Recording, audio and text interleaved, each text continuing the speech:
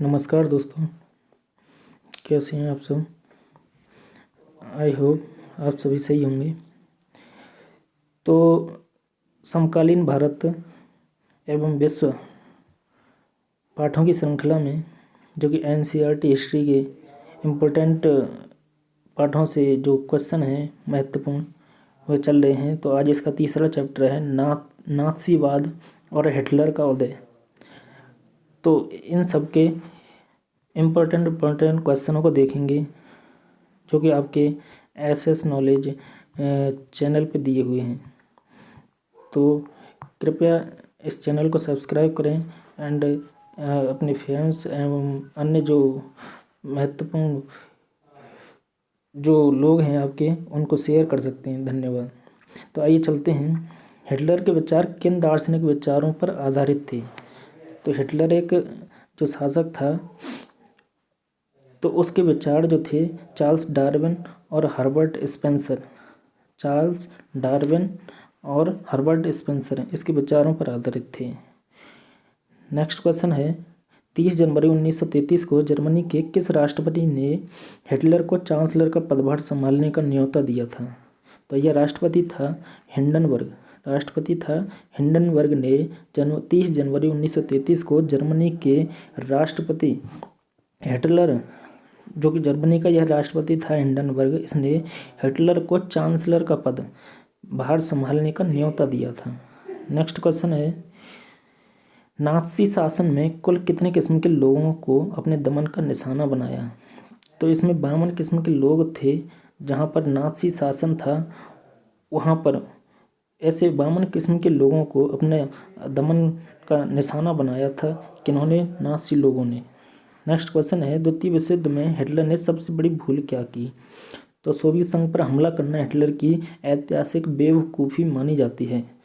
तो जब हिटलर ने हमला किया था तो सोवियत संघ पर उसने एक हमला किया तो वह इतिहास में उसकी सबसे बड़ी बेवकूफ़ी मानी जाती है। नेक्स्ट क्वेश्चन है द्वितीय विश्व युद्ध में जर्मनी का साथ किन किन देशों ने दिया और इन्हें क्या कहा जाता है। तो जर्मनी का साथ दिया खुद जर्मनी वालों ने, इटली और जापान वालों ने। इन्हें धुरी राष्ट्र कहा जाता है, अर्थात ये राष्ट्र की धुरी है ऐसा माना जाता है। नेक्स्ट क्वेश्चन है किन देशों को मित्र राष्ट्र कहा जाता है। तो फ्रांस, इंग्लैंड और रूस, इन देशों को मित्र राष्ट्र कहा जाता है। फ्रांस, इंग्लैंड और रूस देशों को मित्र देशों के रूप में जाना जाता है। नेक्स्ट क्वेश्चन है हिटलर ने आर्थिक संकट से निकालने के लिए कौन सा विकल्प चुना था। तो हिटलर ने आर्थिक संकट से निकलने के लिए एक युद्ध का विकल्प चुना था। अर्थात जब तक युद्ध नहीं होगा तो हम इस आर्थिक संकट से ना निकल पाएंगे, ऐसा हिटलर का मानना था। नेक्स्ट क्वेश्चन है घेटो या दड़बा किसे कहा जाता था।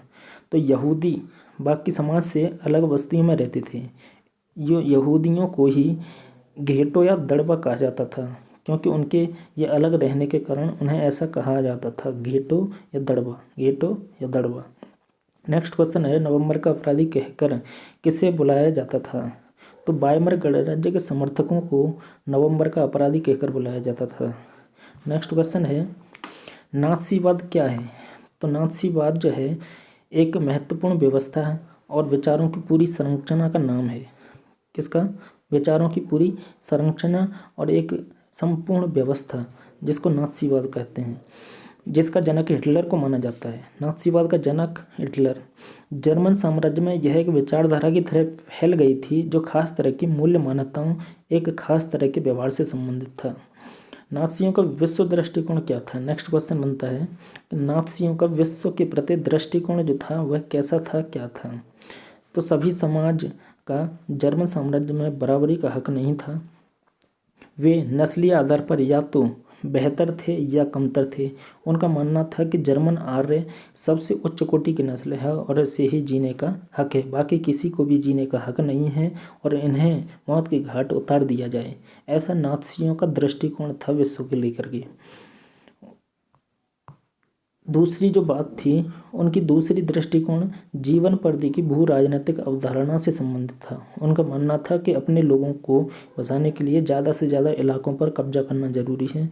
उनका मानना था कि युद्धों से जर्मन राष्ट्र जो हैं उनके लिए संसाधन, धन और बेहिसाब शक्ति इकट्ठा किया जा सकता है। ये सभी उनके विचार थे, दृष्टिकोण था। नेक्स्ट क्वेश्चन है, हिटलर का उदय कब हुआ? तो हिटलर का उदय कब हुआ और कैसे हुआ? तो हिटलर ने 1919 में वर्कर्स पार्टी की सदस्यता ली थी। कब? 1919 ईस्वी में। किसने? हिटलर ने। क्या लिया? हिटलर ने 1919 में वर्कर्स पार्टी की सदस्यता ली और धीरे धीरे उसने इस संगठन का अपना नियंत्रण स्थापित कर लिया। फिर उसे सोशलिस्ट पार्टी का नाम दिया गया था। यही पार्टी बाद में नाज़ी पार्टी के रूप में सामने आई। नाज़ी पार्टी के रूप में इसे जाना गया। किसको? वर्कर्स पार्टी को। सोशलिस्ट पार्टी इसका नाम दिया गया। 1919 में हिटलर ने जब इसकी सदस्यता ली तो इसका नाम था वर्कर्स पार्टी। तो अपने नियंत्रण स्थापित कर लिया, तब इसको फिर नाम दिया गया सोशलिस्ट पार्टी। उसके बाद में यही पार्टी बाद में नाज़ी पार्टी के नाम से जानी गई। और महामंदी के दौरान जब जर्मन अर्थव्यवस्था जर्जर हो चुकी थी, पूरी तरह से कंगाल हो चुकी थी कह सकते हैं, तब काम धंधे बंद हो रहे थे, मजदूर बेरोजगार हो रहे थे, जनता लाचारी और भुखमरी में जी रही थी, तो नाज़ियों ने प्रोपेगेंडा के द्वारा एक बेहतर भविष्य की उम्मीद दिखाकर अपना नाज़ी आंदोलन चलाया। किसने? प्रोपेगेंडा के द्वारा नाज़ियों ने। और इसी के बाद चुनावों में 32% वोट से हिटलर जर्मन का चांसलर बन पाया। नेक्स्ट क्वेश्चन है, हिटलर की राजनीतिक शैली कैसी थी, अथवा कह सकते हैं हिटलर की राजनीतिक शैली का वर्णन कीजिए। तो हिटलर की राजनीतिक शैली जो थी उसमें निम्नलिखित बातें शामिल थी कह सकते हैं कि वह लोगों को गोल बंद करने के लिए आडंबर और प्रदर्शन करने में विश्वास रखता था। वह लोगों का भारी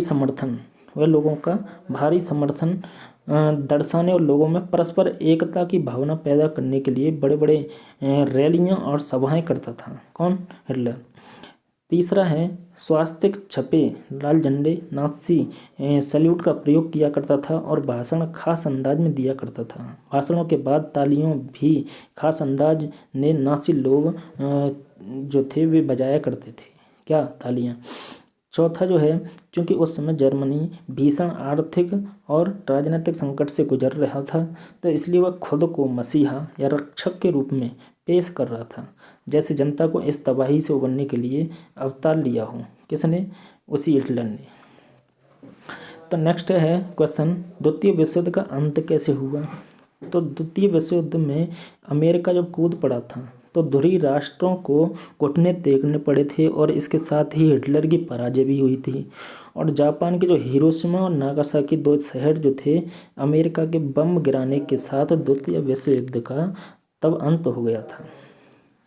9 अगस्त और 7 अगस्त जो कि डेट थी। वायमर गणराज्य के सामने क्या समस्याएं थी? नेक्स्ट क्वेश्चन है, वायमर गणराज्य के सामने निम्नलिखित समस्याएं थी।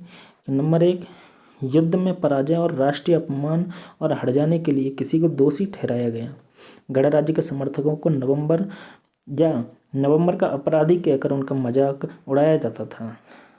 किनका?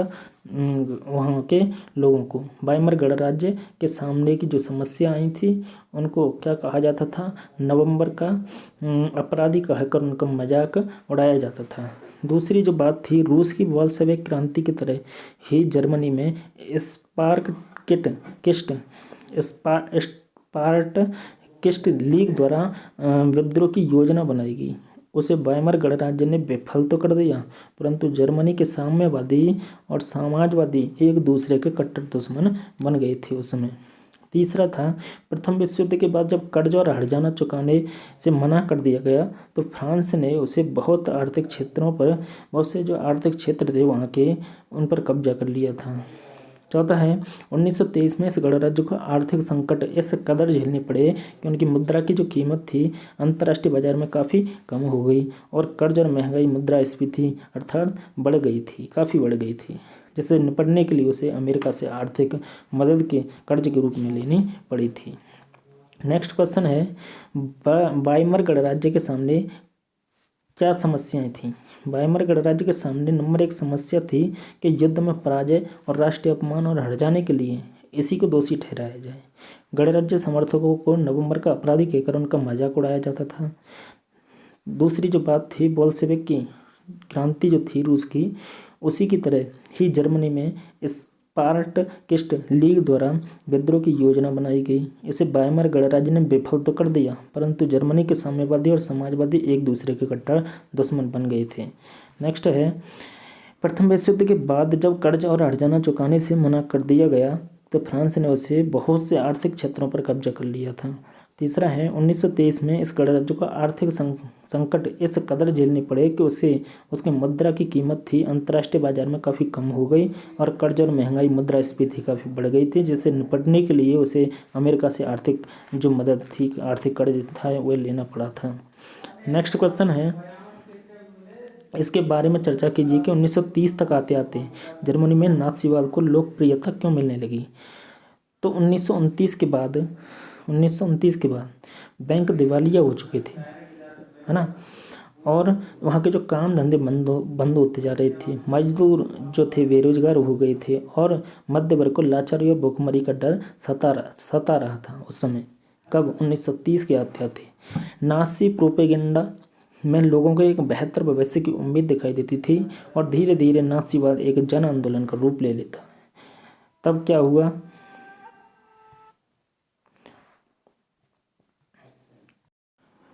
तब क्या था कि धीरे धीरे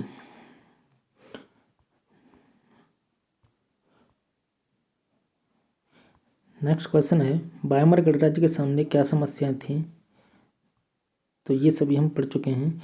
तो यहाँ चल रहे थे कि धीरे धीरे नासीवाद एक जन आंदोलन का रूप लेता गया और जर्मनी में नासीवाद को लोकप्रियता मिलने लगी थी। तो 1930 तक आते आते क्या था, लोगों को डर सता रहा था कि उनको भुखमरी का डर था, उनके रोजगार धंधे का डर था। तो हिटलर एक ज़बरदस्त वक्ता था उस समय, उसका जोश और उसके शब्द लोगों को हिलाकर रख देते थे। वह अपने भाषणों में एक शक्तिशाली राष्ट्र की स्थापना, वर्साय संधि में हुई नाइंसाफ़ी, जर्मन समाज को खोई हुई प्रतिष्ठा वापस दिलाने का आश्वासन देता था। उसका वादा था कि वह बेरोजगारों को रोजगार और नौजवानों को एक सुरक्षित भविष्य देगा। उसने आश्वासन दिया कि वह देश को विदेशी प्रभाव से मुक्त कराएगा और तमाम विदेशी सांसद जो थे साजिशों का मुंहतोड़ जवाब देगा। नेक्स्ट क्वेश्चन है कि नाज़ियों ने जनता पर पूरा नियंत्रण हासिल करने के लिए कौन कौन से तरीके अपनाए। तो नाज़ियों ने जनता पर नियंत्रण हासिल करने के लिए निम्नलिखित जो तरीके थे वे अपनाए थे। तो नंबर 1 था उनमें, हिटलर ने राजनीति की एक नई शैली रची थी। वह लोगों को गोलबंद करने के लिए आडंबर और प्रदर्शन की अहमियत समझता था। अर्थात दूसरा था, हिटलर के प्रति भारी समर्थन दर्शाने और लोगों में परस्पर एकता का भाव या भावना पैदा करने के लिए नाज़ियों ने बड़ी बड़ी रैलियां और जनसभाएं आयोजित की थी। तृतीय था, स्वास्थ्य छपे लाल झंडे, नाज़ी सैल्यूट और भाषणों के बाद खास अंदाज में तालियों की गड़गड़ाहट, ये सारी चीज़ें शक्ति प्रदर्शन का उसका हिस्सा थी। चौथा जो पॉइंट था, नाज़ियों ने अपने धुआंधार प्रचार के लिए हिटलर को एक मसीहा, एक रक्षक, एक ऐसे व्यक्ति के रूप में पेश किया जिसने मानव जनता को तबाही से उबारने के लिए ही अवतार लिया था। एक ऐसे समाज को यह छवि बेहद आकर्षक दिखाई देती थी जिसकी प्रतिष्ठा और गर्व का एहसास चकनाचूर हो गया था और जो एक भीषण आर्थिक एवं राजनीतिक संकट से गुजर रहा था। नेक्स्ट है, लोकतंत्र को ध्वंस करने के लिए हिटलर और नाज़ियों ने क्या कदम उठाए। लोकतंत्र को ध्वस्त करने के लिए हिटलर और नाज़ी जो थे उन्होंने क्या कदम उठाए। तो नंबर पहला कदम जो था वह था कि 28 फरवरी 1983 को अग्नि अध्याय फायर डिग्री के जरिए अभिव्यक्ति, प्रेस एवं सभा करने की आज़ादी जैसे अधिकारों को निलंबित कर दिया गया था।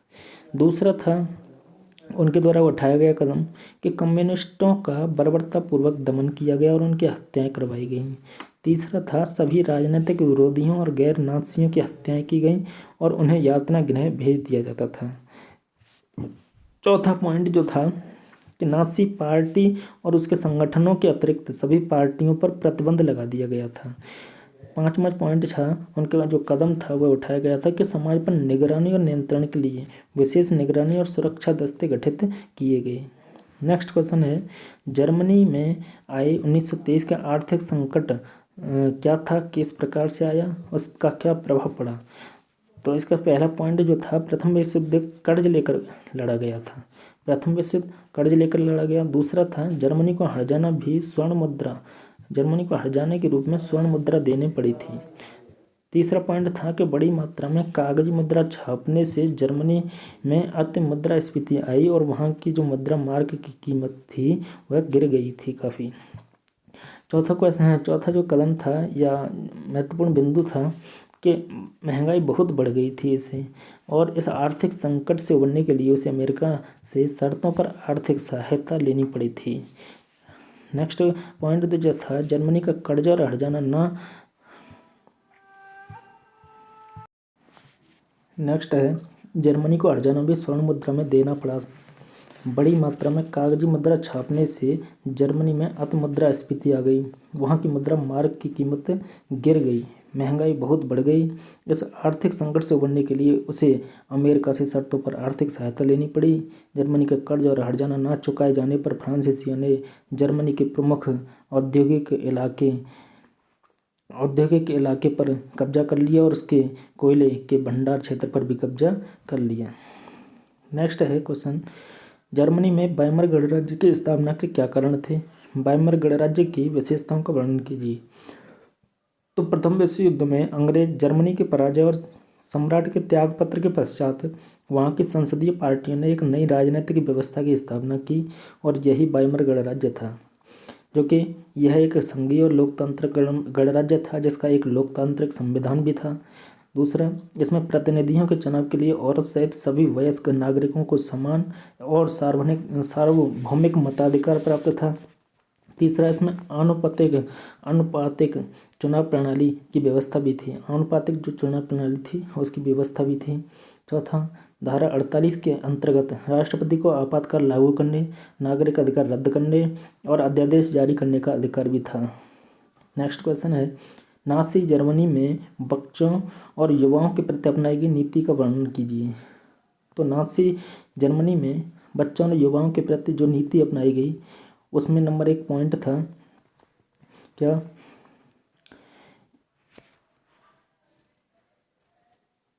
कि बच्चों के लिए नाज़ी विचारधारा की जानकारी आवश्यक थी, उन्हें कठोर अनुशासन में रख कर इसकी शिक्षा दी जाती थी। दूसरा, वंचित बच्चों को स्कूल से निकाल दिया गया था। तीसरा, जो बच्चे नाज़ी टेस्ट में पास हो जाते थे उन्हें पाला जाता था और जो अवांछित थे उन्हें अनाथालय में डाल दिया जाता था। चौथा, नाज़ी शिक्षा के लिए पाठ्यक्रम तैयार किया गया और उन्हें उसी पाठ्यक्रम के अनुसार शिक्षा दी जाती। उन्हें यहूदियों से नफरत और हिटलर की पूजा करने को कहा जाता था। चौथा, खेलकूद के जरिए भी युवाओं में हिंसा और आक्रामकता की भावना पैदा की जाती। पाँचवा जो पॉइंट था कि जर्मन बच्चों और युवाओं को राष्ट्रीय समाजवाद की भावना से लैस करने की जिम्मेदारी युवा संगठनों को सौंपी गई थी। उसके बाद उन्हें सेना में काम करना पड़ता था और किसी नाज़ी संगठन की सदस्यता लेनी पड़ती थी। नेक्स्ट क्वेश्चन है, नाज़ियों द्वारा यहूदियों के साथ कैसा बर्ताव किया गया था। तो नाज़ियों द्वारा यहूदियों के साथ किया गया बर्ताव इंसानियत की हद से भी कहीं बुरा और बर्बरतापूर्ण था। यहूदियों पर जुल्म की दास्तान कई चरणों में थी जो निम्न प्रकार है। नंबर 1 कि पहले तो यहूदियों को जर्मनी की नागरिकता से बेदखल किया गया, फिर उनसे कहा गया कि उन्हें जर्मनों के बीच रहने का कोई अधिकार भी नहीं है। कई कानूनी उपाय कर उन्हें सरकारी सेवाओं से निकाला गया, उनके व्यवसाय का बहिष्कार हुआ, उनकी संपत्ति जब्त कर बिक्री कर दी गई, उनकी संपत्तियों को लूटा गया और उनके घर जला दिए गए।